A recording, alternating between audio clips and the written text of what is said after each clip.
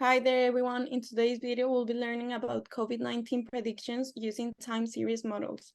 We'll explore a research paper that not only shows how experts make forecasts, but also how these forecasts could help governments predict better for the future.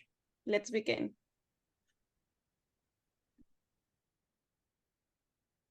Our focus is on a research paper titled COVID-19 Pandemic Prediction Using Time Series Forecasting Models, written by Naresh Kumar and Sevan Susan, and published in 2020. First, we are going to answer the questions. How do they estimate the forecast? So now let's start with a data set. Okay, so the forecast models use a cumulative COVID-19 cases data from worldwide and from 10 countries. These ones display US, Spain, Italy, France, Germany, Russia, Iran, UK, Turkey, and India. The data they took was from January 22nd to May 20th from 2020. From this data, they divided it in training and test set. The training is at 80% and test set is the 20%. When they prepared the data, they removed the 5 initial days from each country or the region because it wasn't representative for the propagation. Now let's talk about the models they use.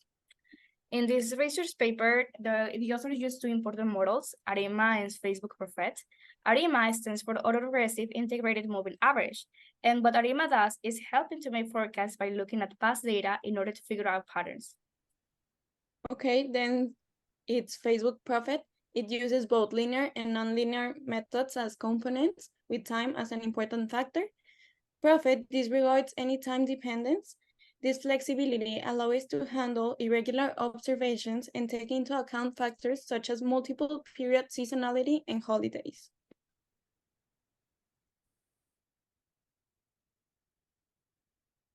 Let's move on to how they actually do this. The dataset is split into training and test sets for active, recovered, dead, and confirmed cases. Predictions are made after removing trends when applicable, and statistical measures come into play to assess model performance.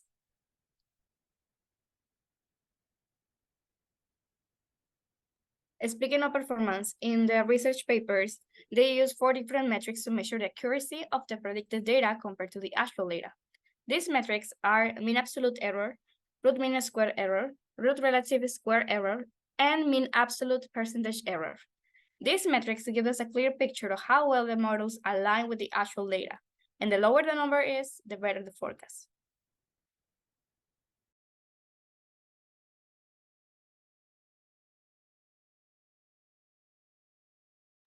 Okay, so now regarding the second question, how does the forecast help to answer the research question? So first, let's talk about the main goal of this paper. Okay, so this paper will help hospitals and governments as well as health services to prepare for what might happen.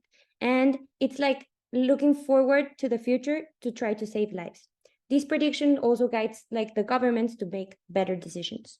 Looking at their findings, results shows that ARIMA prediction almost matches the actual values. Meanwhile, Facebook Prophet did not perform as well on the scale of MAE, RMSE, RRSE, and MAPE error matrices.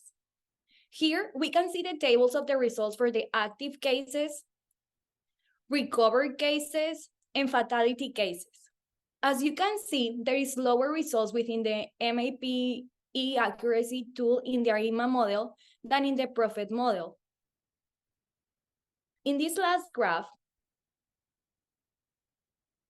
we can see a comparison of the confirmed cases for India using both models. As you can see, the test set performed better with the ARIMA than with the Prophet.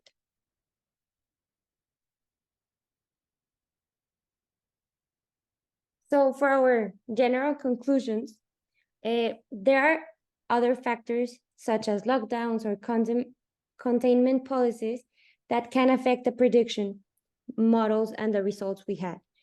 So for improving this model, some variables could be taken into account, such as demographic variables such as population density, or like whether the health system used, the patient history, among others, as well as other techniques such as AI or deep learning techniques.